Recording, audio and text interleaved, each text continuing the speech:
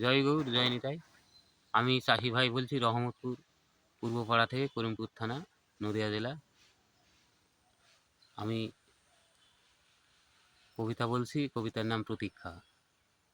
এটা ছিল আমার ভালোবাসার প্রথম সোপান। আমি ভালোবেসেছিলাম আমার সবটুকু হৃদয় দিয়ে।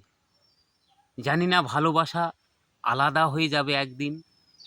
হাই ভালোবাসা, শুকনো বুঝিনি আগে। বুঝতে পারলাম সময় কত ছোট, জানতে পারলাম হৃদয় সংকীর্ণ হয় হৃদয়ের কাছে।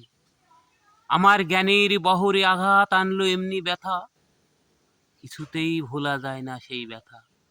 সুতরাং বন্ধুরা আমায় দুঃখ করে বলে, ছেলেটি পাগল হয়ে যাবে আঘাত পেয়ে পেয়ে।